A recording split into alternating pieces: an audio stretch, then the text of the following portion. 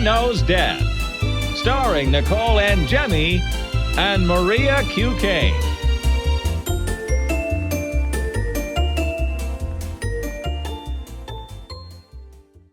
Hi, everyone. Welcome to Mother Knows Death. On today's episode, we're going to talk about a lawsuit involving a Hawaii Five-0 actor's untimely death, a morning show host that fell flat on her face on live TV, a man who was looking for his brother in the jaws of a crocodile, kids forced to eat cat poop, and what is beauty parlor syndrome? All that and more on today's episode. Let's get started with this Hawaii Five-0 actor. So last year, actor and former sumo wrestler Taylor Tuli Wily suddenly died at 56 years old, and now his family is filing a lawsuit claiming he suffered fatal injuries after he was dropped in a wheelchair by a Las Vegas medical transport company.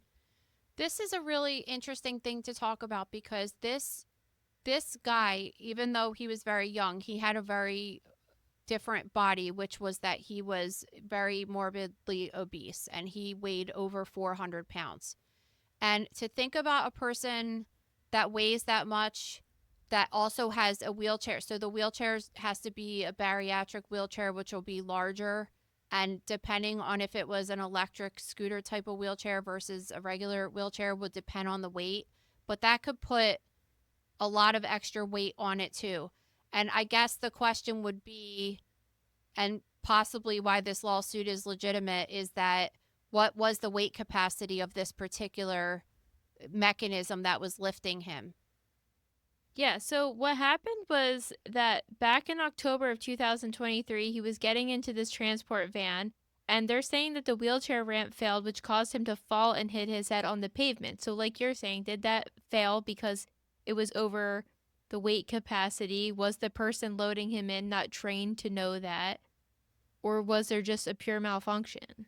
Yeah, and I think that's, I want to keep my eye on this case because I think that that's going to be a big part of the discussion, that he just was an atypical person. It's not, if you have a transport company that's doing this all the time, most people don't fit into this range, and this was an unusual circumstance.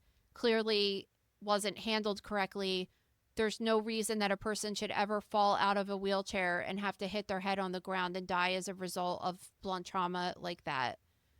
Well, I'm interested too because he died 9 months after the incident happened, and initially I saw that he had died from natural causes. So I'm like, how did they connect this particular event with his death? Well, because it's the same exact thing with homicide too, right? It's like if you stab someone and they survive and they end up having partial paralysis, let's say, and they live another 20 years and they die as a result of that paralysis, they could still charge the person that stabbed them with homicide because they died as a result of the injury. So they're able to pinpoint this and say he was 100% fine, and maybe you could give or take the obesity factoring into this, but he was mentally fine. He was young. It was 56 years old. Yeah. He was a young guy. He had this accident. Ever since then, everything went downhill. He neurologically couldn't take care of himself. I don't really know what happened to him after he hit his head. I mean, he could have been borderline comatose. I mean, the range is so great depending on what happened. But really, if they were able to pinpoint that event that led to, because like let's say he's in the hospital for a brain injury and he's put on a ventilator and then he gets an infection and then he has complications from the infection, like all of that stuff happened because he hit his head. That wouldn't have happened otherwise. Okay. So that's why they're able to say that he died as a result of that injury. That's interesting. I mean, I just feel bad for the family. They have to go through this, and now they have the lawsuit. So they're seeking a jury trial and damages in excess of $50,000 for the estate. So you know how the court system works. It's going to probably be going on for another couple of years before we get it's formal actually updates. not that much money. It's really not. 50,000. I mean, like, it probably covers his medical expenses especially stemming from the accident. Yeah, especially like, I mean, I don't think that's that bad, honestly. No, I mean, my problem, like, look at the Cardi B trial, for example. That person was claiming that she assaulted them and then wanted $24 million. That No, is I know. That's ridiculous. why I think, and really, regardless of exactly what went down, like, he was in a wheelchair and he fell out and hit his head. That shouldn't have happened no matter what. It was definitely not his fault. No, absolutely So not. so I think that I think that's reasonable. Okay, Fox 5 anchor Rosanna Scotto was doing an exercise segment on air, and after this man helped her do several pull ups on this workout machine, she face planted onto the ground on live television. Could we just all agree that morning shows are just like the worst things ever? This is what I They're was so going to say. like cringy is a good word to describe it. They're just cringy. This is exactly what I was going to say because they made a joke with the guy. I hope you have good insurance. And I'm like, no, if I was her, I'd be suing the network for making me do this dumb shit every day. Let's just think about this for a second. She's 67 years old, okay? So she's a senior citizen. She's wearing a suit and high heels. And they thought it was a good idea for her to get up and go with this trainer and do pull-ups on this freaking machine. She couldn't reach it. She stands up to the machine and she can't reach the little hook she has to put her hands in. And this guy and certainly can't pull herself up because like who could do a pull-up? They're freaking hard, right? Yeah. They're like the hardest things in the world to do. And same with push-ups and everything like that. You feel like you're going to drop dead when you're doing it. So she's already like overexerting her upper body strength just trying to attempt to do this, which she can't do. This guy goes below her feet and like grabs her by the bottom of her legs and is helping her pull herself up, but still it's hard when you've never done it before. You can't do it. And then he's like this big man is squeezing her legs and then like puts her down and she steps forward and kind of trips over the machinery. And I'm just like, what is the point of this? Well, it's stupid because it's what is the point? And this is also not the only time she's fallen on television. They said in October 2014, she was doing a segment at Rockefeller Center in the ice skating rink, and she also fell. And that ended up with her breaking her wrist, fracturing an elbow, and needing to undergo surgery. They just put them in these dumb ass positions. What I just refuse to believe when they do user testing that these stupid segments test so well that they have to continue doing them. like the point of that was to say like you should exercise. I don't know. Like who are you exactly talking to? Because I know that some of you listening probably go to the gym and do pull-ups, but like the majority of you do not and would never even attempt it because it's impossible. So like she's an old lady. Like what's the exercise here? I don't understand it. I don't understand it either. Every time And it I makes watch that guy look like a douchebag too. Like when he's trying to go on there to promote his business, and I'm like, that makes you look terrible.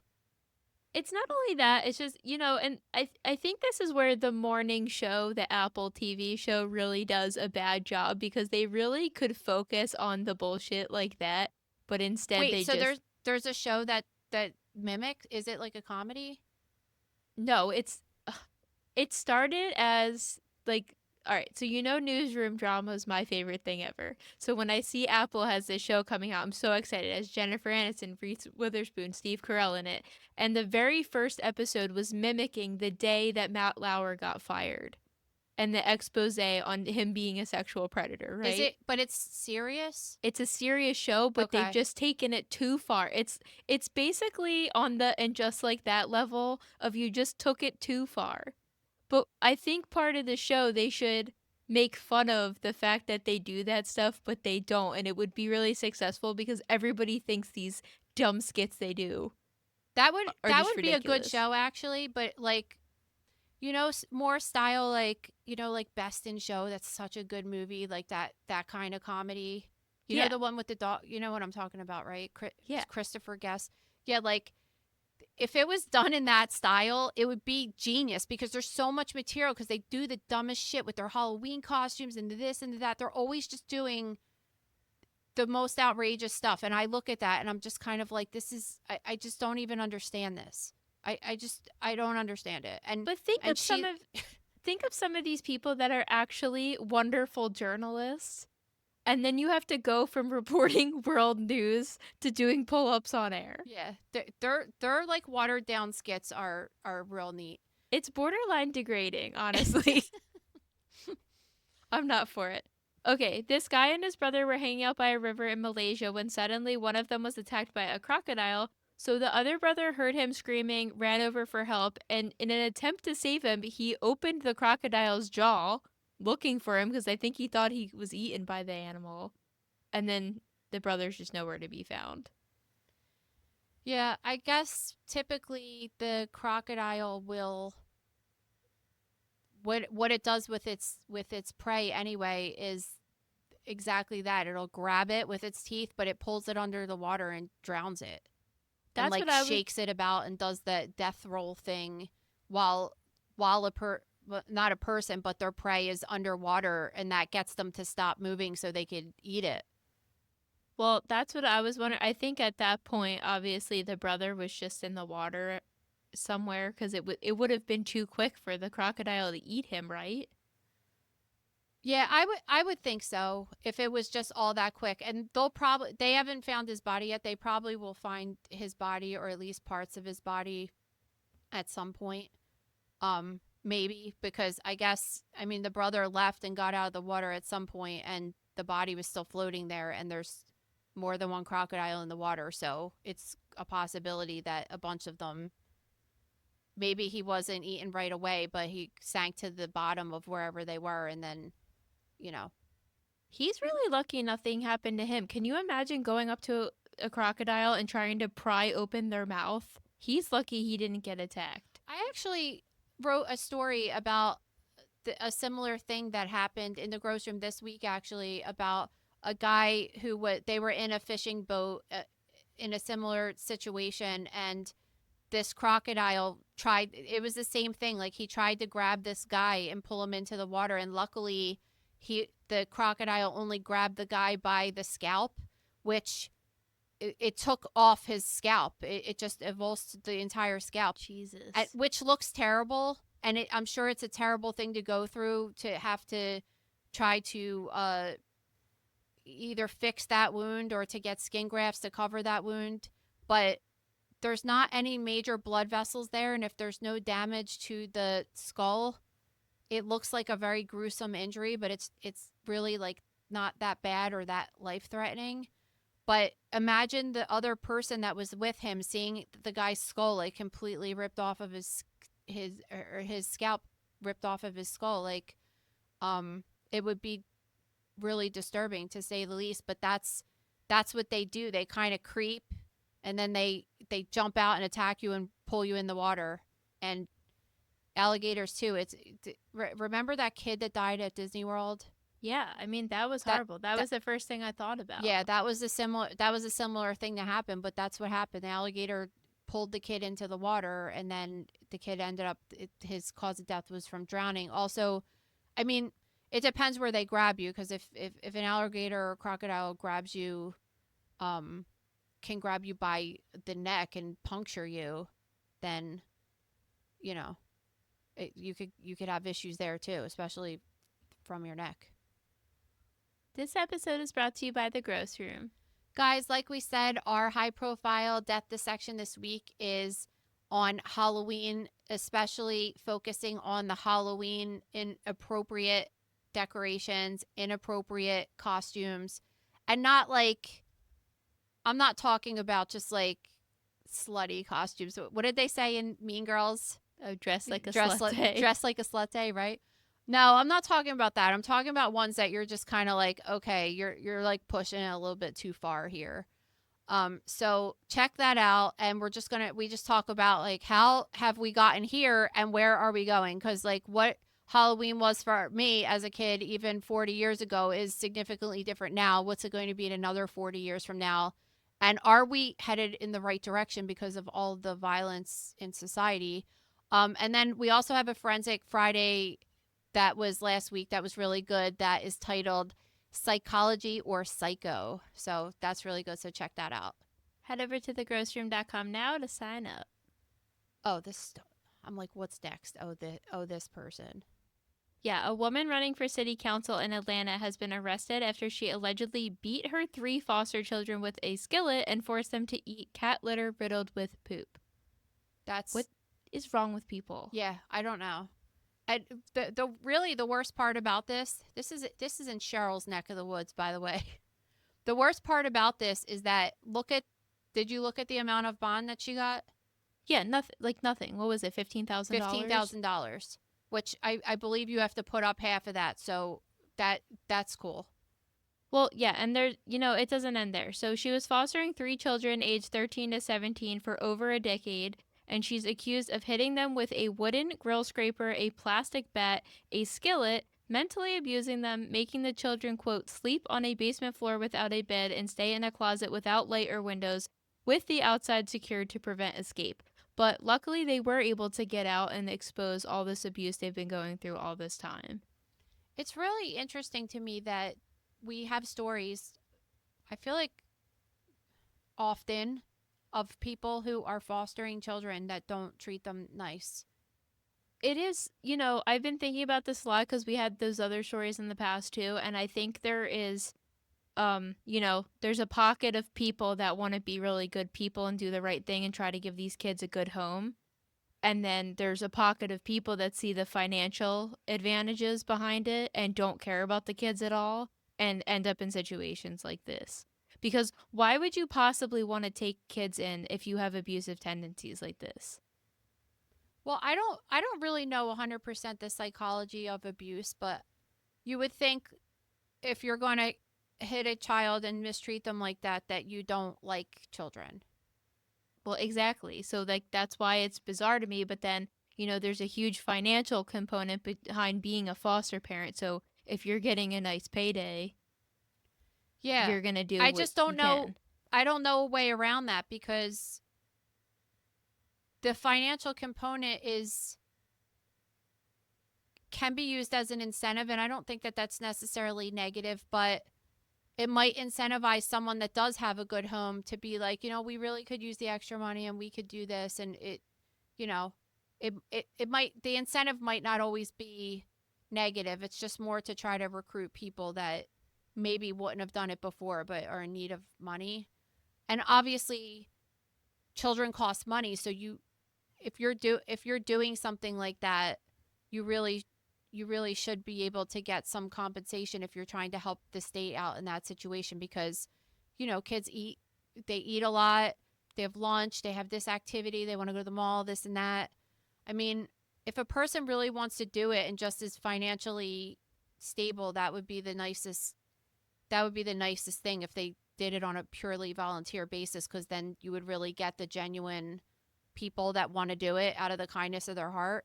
But that's not practical with the amount of children that are in the foster system, and they're just trying to push them through. And No. unfortunately. And then this lady's running for city council. You don't think something like this is going to come out? It's like these idiots that go on Housewives and they're doing all this illegal stuff. Somebody's going to catch on. You're on television boasting about, use Teresa Guides, for example. She's on television saying how she paid $100,000 in cash for all her furniture. You don't think someone's watching that, saying that's not normal and looking into it? There's a guy that's running for some kind of higher office in Virginia right now that just wrote text messages about killing someone that is one of his opponents and her child. Not him doing it, but saying that the guy, that they deserve to die and get shot or something like that. I don't know. But people are idiots. But the whole time I was hearing about that story, I'm just like, why would you put that in writing if you thought that way? If you're running for office, especially, I think that was what we were talking about the Kennedys the last episode. That dad, Joe Kennedy, the dad, he had bred those children to be in a certain way that they wouldn't have any of these not that it worked, I guess you would say. But when you're running for office and things like that, you have to make sure that you don't have skeletons in your closet like that, because the other skeletons, they were just really good at covering them up. The other team, the other team's just they'll pay thousands of dollars to get someone to give a text message like that. Like, they're always looking for something that's going to come out, especially right around this time of year, right before elections are going to happen, right? So why would you do anything like that? It just makes me question, not even as, I mean, what you said is messed up, but not even as much as that. Is just like, what is your judgment that you're doing this right now? Well, I think there's a group of people that think the FBI are monitoring every single text you send, and they're very overly cautious. And then there's another group of people that are just like, that doesn't happen. I'll never get caught with anything I say. And it's just not true, because if you do something that, warrants that they could go through your phone to look for incriminating evidence, they're going to find everything. It doesn't mean if you deleted That's not it even doesn't what mean it's happened. going away. But that's not even what happened in this case. I don't know exactly, because I don't really like follow it that much. I don't know exactly how the text messages came to be, because they're screenshots of text messages. But I'm assuming that one of the people involved had something to do with it, right? Because otherwise, how do you let's say you got a text like that and you were like, well, what if these people end up dead and I knew it beforehand? Some people are too guilty about receiving I it. would be like that, because I'm sorry, but when you're in a normal functioning friendship, relationship, anything, and someone sends you a text message like that, you should be like, this is fucking weird. This is not like, that's not something, it wasn't written like a joke. We talked about this with the Corey Richens case. She's actually, her trial's coming up in a couple months. So remember, we were making the point that, everybody in your life has been like, oh, I'm going to kill my husband for doing this, right? I said it to him this morning. Well, yeah, because when I went to drive 40 minutes for no reason there back to the car dealership. But I didn't actually. I said to him, I swear to God, I'm going to kill you. And then he wrote and said, sorry, I didn't mean to make you waste your time. And I wrote back, you're never a waste of my time, my love. That's it. Like, because that's normal. If I texted you and was just like, I'm going to put a bullet in this dude's head tonight because I've had enough. This is what I'm saying. Like, everybody at some point has been like, I'm going to kill so-and-so. And it doesn't mean you're actually going to murder them. It's just like a figure of speech. But in that particular case, he had said to his friend, I think my wife's trying to poison me. And that's a little too specific that I feel like somebody needs to say something. Yeah, that's how it is. So, because I think, like, if you're in the moment, and I really just don't, like, hate anybody to that level that I sit there and think about that. It's just weird to me. But, like, if you're in the moment and it's making you that angry, you have to realize that the person on the other side of it is, like, normal minded, and it's just like, wow, like, what's happening right now? And you're right, because let's say, for example, any of those people that person was talking about died, the first thing they're going to do is check their phones and stuff and say, like, were you plotting this? Did you tell anybody? And you don't want to be in trouble for that either, even if it's your best friend. Like, there's a certain line that gets crossed and you're just like, yeah, no. You would think all we know about death investigation right now, that people would be the best criminals they could possibly be. But if anything, they're getting so much dumber over time. They're getting worse, right? It's really amazing. Well, I'm just trying to think of what I was just telling. It's just like amateur hour I was telling here. I was telling Lucia this yesterday. So I'm pulling out of my driveway. I always am bitching about my car because it has way too many bells and whistles. I'm pulling out of my driveway, and the thing is going nuts. Beep, beep, beep, beep, beep, beep, beep, beep. And I'm like, so I pull back, and she goes, wow, that's really cool, because there's a camera. And she's like, wow, that's really cool. Like, you could see exactly where you're going. It seems like it's pretty easy to drive. And I just said, no, Lucia, it actually was way easier to drive because I just knew how to use my mirrors and pull out of a driveway. And that is distracting as hell. And it makes me feel like I'm going to crash, because all of the noise and shit, when I know how to drive, it is distracting. And then I was telling her, like, in fact, they do all of these things now with the sensors and this and that so you don't crash. And I bet you that crashes are up more than they were before that stuff existed. 100%. It's not improving anything at all. So that's what they say. Remember, we had that story about Tesla drivers that were getting in more accidents, and it wasn't necessarily about the car being defective. It was just that it's so distracting on the inside that drivers aren't paying attention. Yes. It has to be. They have a freaking laptop in screen, and I look over at a Tesla and I'm like, why do you need a literal laptop screen? It's so big. Like, what is that? What is it for? I don't know. And anytime I drive with Dee Dee, I'm just like, I could never, as a passenger, I'm so distracted that I could never drive It's that car. in the dark though. It's very bright and distracting. It's just weird, and you just are like, you keep implementing all this technology that costs all this money, and it doesn't do shit. That's totally. I guarantee you that I'll hit something because of that, because it makes me so rattled. And I just told Gabe I want to go around my car with black pieces of duct tape and put it over every sensor I see, and maybe that will make it stop. Yeah, you can't turn them off. No, trust me. Like, I You can't even turn your heated seat on without having to press 6 buttons. I can't figure out anything on that stupid car. I just wish there was something I could unhook all of it. I want to go in and just the next time I get a car, I want to go in and be like, I want a radio and air Heated conditioning seats. and heat, and that's it. That's it. I heated agree. seat. The heated seat, but the button needs to be easy to push. You know what I hate in my car is it has that like it turns off when you stop at a light. Everyone hates that. And you can't just turn it off. You have to hit the button every time you get in the car. Well, and my dad is a, 50-year diesel mechanic, and he's just like, I guarantee you that it's using more gas to restart it than you're saving on the emissions. Like, which I believe to be true. And so Louis swears that his car doesn't have it. No, he got it custom built, so he just got it built without it. But I don't know, because I feel like that I guess the laws are different and wherever in the state, in Pennsylvania or whatever, maybe, I don't know. I feel like he got by somehow. He didn't, I think you're thinking when you go and you want certain custom things, he has a total custom build. It's not he picked certain feature. It's 100% a custom build.